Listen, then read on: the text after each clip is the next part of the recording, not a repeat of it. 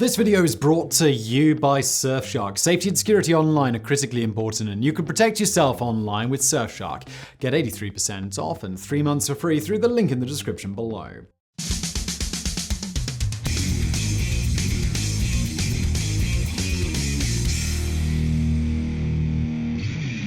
Long before Dubai started hauling vast amounts of earth into the ocean to create its famed artificial islands, the Japanese were already streets ahead. When Kansai International Airport opened in 1994, it immediately became an engineering marvel. Not only was Terminal 1 designed by Renzo Piano with the typical exciting flair that we've come to expect from the man who designed the Centre Pompidou in Paris and the Shard in London, but the very grounds below the airport, well, that was also pretty groundbreaking. The artificial island that was created purposely for the airport remains the second largest man-made island on Earth and completely shattered people's idea of what was possible. This is an artificial island measuring 4 kilometers long and 2.5 kilometers wide. That's 2.5 miles by 1.5 miles, that currently services roughly 25 million passengers every single year. And to top it all off, it's built in one of the world's most volatile regions for natural disasters, where earthquakes and typhoons are just a frequent part of life. Kansai Airport completely redefined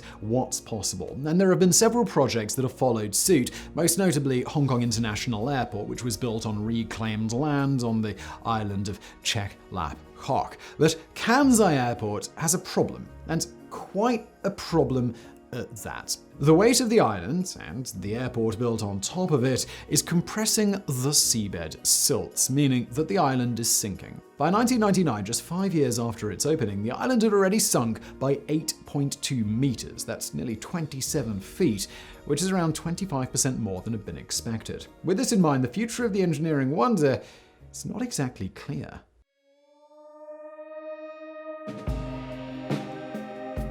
When you look at the sprawling megametropolis that is Tokyo today, with the Greater Tokyo area now with just over 33 million inhabitants, it's difficult to see it having any rivals within Japan. It is unquestionably the largest, most populated, densest, and most important city in the land of the rising sun. But as a capital city, it's a relative upstart. The seat of government was only moved from Kyoto to Tokyo in 1868, and while it has grown into a staggering urban center that draws people from around the world, it still does have internal rivals, mainly from the traditional powerful cities to the west in the Kansai region, Osaka, Kobe, and Kyoto. Kyoto had been the country's capital for nearly 1,000 years, but it, along with neighboring Osaka, had struggled with investment, trade, and tourism in comparison to Tokyo. By the 1960s, the main airport in Osaka, which typically supplied the entire region, had long reached capacity, and local government officials deemed a brand new airport just the thing needed to revitalize the Kansai region.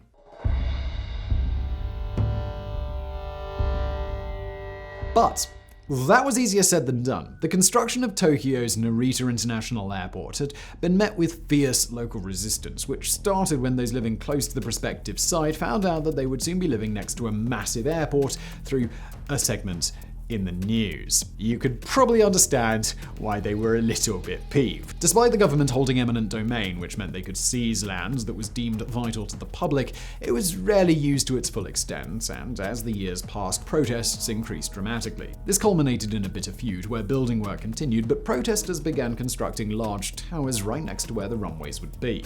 The entire process was chaotic and even led to deaths on both sides, the police and the protesters. Demonstrations like this were rare in Japan, and it proved to be a hellish construction period.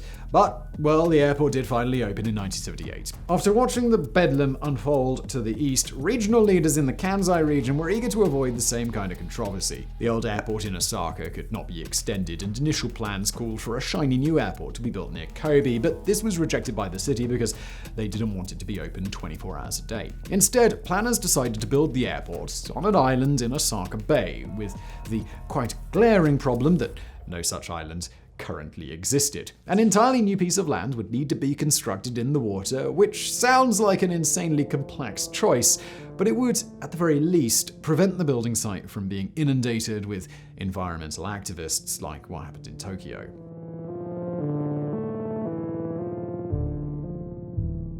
The area chosen for the new airport lay 5 kilometers, that's 3.1 miles, off the coast of Honshu, Japan's largest island, and around 38 kilometers, 24 miles, southwest of Osaka. Here the water depth was roughly 18 meters or 59 feet, and that was then followed by 20 meters, 65 feet, of soft Holocene clay, which unfortunately for those looking to build an artificial island directly above it is usually around 70% water. To compensate for this, 2.2 million sand drains were inserted into where the new island would be. These drainage pipes, measuring 38.1 centimeters in diameter, that's 16 inches, were inserted into the clay, then filled with sand. Once complete, the pipes were removed, leaving columns of sand to help disperse the water and solidify the material. Once this had been done, a seawall was created to mark out the new island's perimeter. This was created with 69 steel chambers, 22 meters in height and 22 meters in diameter, and weighing 200 tons each. These were sunk all the way to the bay floor. The spaces between were then filled with plenty of rock, but also 48,000 tetrapods. These are those odd-looking concrete installations often included in seawalls and breakwaters, and this initial stage was finished in 1989. Now remember I said that local officials had hoped that building the new airport out at sea might escape some of the unpleasantries, as in Tokyo? Well, they didn't escape scot-free, because local fishermen in Osaka Bay kicked up quite the storm over the plans and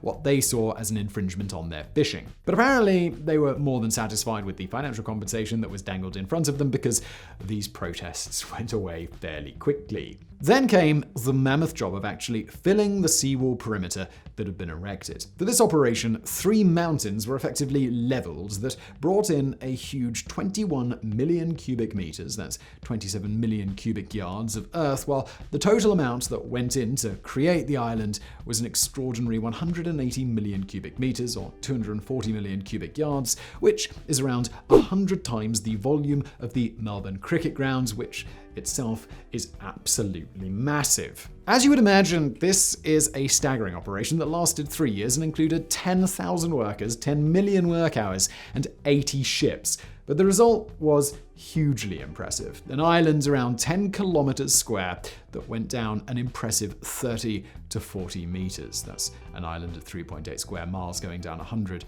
or 130 feet. With the islands now complete, all that was needed was a bridge, and work began on a 3-kilometer, 1.8-mile connection bridge between the new island and the mainland, specifically at Rinku Town, which itself had been built on reclaimed land some years earlier. Even this bridge was quite something, and upon completion it became the longest double-decked truss bridge in the world, with 6 road lanes above and 2 rail lines below. It opened in 1991 and reportedly cost a sizable $1 billion to construct, which is around $2 billion today. Now, before we move on, let's address the elephant that isn't so much in the room, but rather slowly sinking in the water. Designers knew full well that the island was going to sink to some degree, but the question was how much. They went with the gloriously optimistic 5.7 meters, that's 18 foot 8 inches, over a period of 50 years, and we'll get back to why that was so wildly ambitious later in today's video. But first, I've got a quick word from today's fantastic video sponsor, Surfshark. Do you use the internet? Well, of course you do. You're using the internet right now. Do you have personal information that you'd rather remain personal? Of course you do.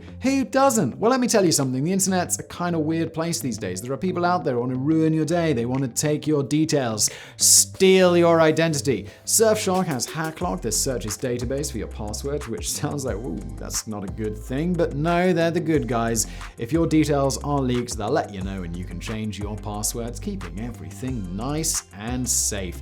And while you're all nice and safe online, maybe you're thinking, oh, I'm feeling so comfortable. Maybe I'll watch some Netflix. Maybe I'll watch The Hobbit.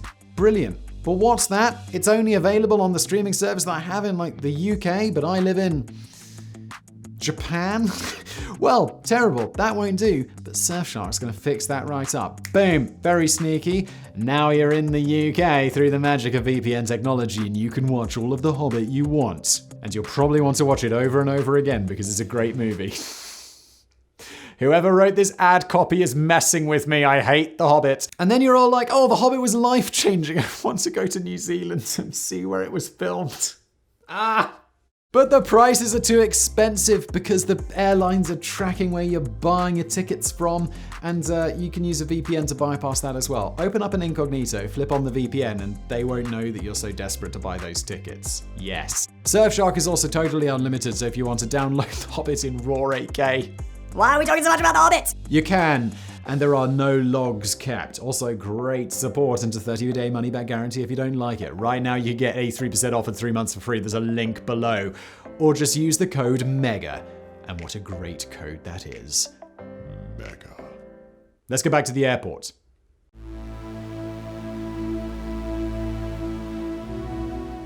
Construction on the terminals began in 1991 with Renzo Piano's beautiful design quickly taking shape. In an attempt to try and cut costs, the local government attempted to convince Piano to reduce the length of the terminal, something he rejected outright. In 1988, Renzo Piano won a design contest to create Terminal 1 at Kansai Airport. To this day, it remains the longest airport terminal in the world at 1.7 kilometers, that's 1.1 miles in length, and includes 42 boarding gates. It also has a gross total floor space of 296,043 square meters, which is about 3.2 million square feet, or about the same size as Grand Central Station in New York City. That actually makes me think Grand Central Station is really big. Its main architectural draw is, of course, the famed asymmetrical clear span roof, which was designed to look like a pair of glider wings that gradually rise towards the center of the terminal. The roof was constructed with 82,000 steel panels that are exactly the same shape and size and which rest on the main steel structure beneath. Rather than having bulky, unattractive air conditioning units placed inside the terminal, Piano designed giant air ducts that blow air up one side of the building and filter through it. The many mobile sculptures hanging from the inside are not only there to look nice, but also to make the airflow detectable for passengers. Several very specific design features were used to try and mitigate the anticipated sinking, but also to strengthen the airport against the inevitable destructive natural elements that have a habit of lurking around this area of the world. The terminals were built using adjustable columns designed to support the building, but also to spread out its weight via thick metal plates at their bases. This means that the entire building can be raised, something that is done to a very small degree every 2 years to try and compensate for the sinking ground below. So, if Terminal 1 is the cool, relaxed, stylish Italian slouched over his Vespa, Terminal 2 is the spotty teenage brother who still rides his bicycle. That might seem a little bit harsh, but I don't think you'll find anybody will argue with it. While Terminal 1 serves major international routes, Terminal 2 hosts the low-budget carriers, specifically Peach, Spring Airlines, and Jeju Air. And no, I've never heard of any of those either. I kind of imagine they're like Ryanair of Japan. So a bit really. Or what's that American one? Is it Southwest? Is that the one that's a bit in America? I don't remember. Terminal 2 has none of the flair or indeed beauty of Terminal 1, and it's very much the kind of run-of-the-mill terminal that was built with great haste after World War II around the world. Sounds like a perfect place for an airline like Ryanair, to be honest, doesn't it? It's a single-story building that originally had a space of 33,000 square meters, 355,000 square feet inside, though that has since doubled with an extension added. It comes with 21 gates and can handle 2.85 million passengers a year on international routes and 5.5 million domestic customers.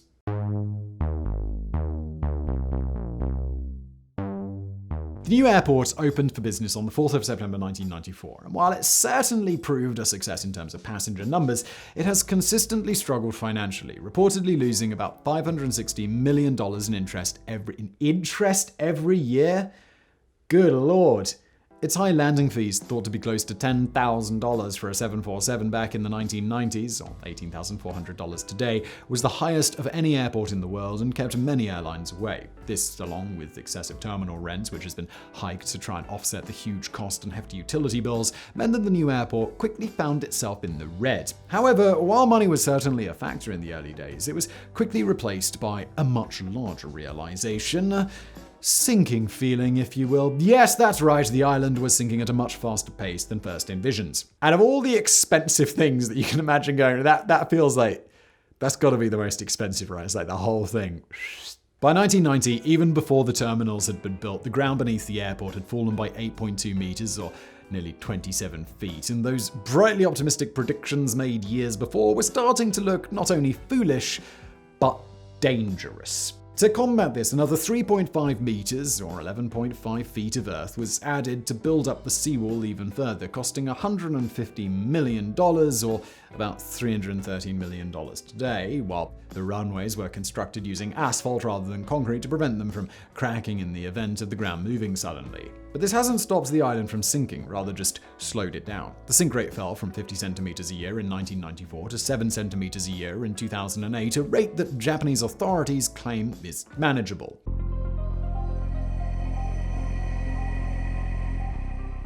Building an extension on an island that is already sinking sounds like a peculiar thing to do, but we just make videos on the internet. What do we know? With the airport reaching its capacity during peak hours and a Phase 2 addition already planned out, work began in 1999. A second island was added, slightly larger than the first, at 1,322 acres, and was completed in 2007 to provide an extra runway for the airport. This was principally done with the IAAF World Athletics Championships in Osaka in 2007 in mind, and expanded the airport size to its current 2,600 acres, around 3 times the size of Central Park in New York. All built on a fake island. This is crazy. There are plans to build a new cargo terminal on the new island, but these seems to have been postponed indefinitely by the Japanese government as a way of cutting costs. It's first time they thought about that, apparently. It's thought that by 2008, total costs, including land reclamation, terminals, runways, and emergency extras to stop the whole thing from disappearing below the waves, adds up to a whopping $20 billion, around $25 billion today, making it one of the most expensive civil engineering projects of all time.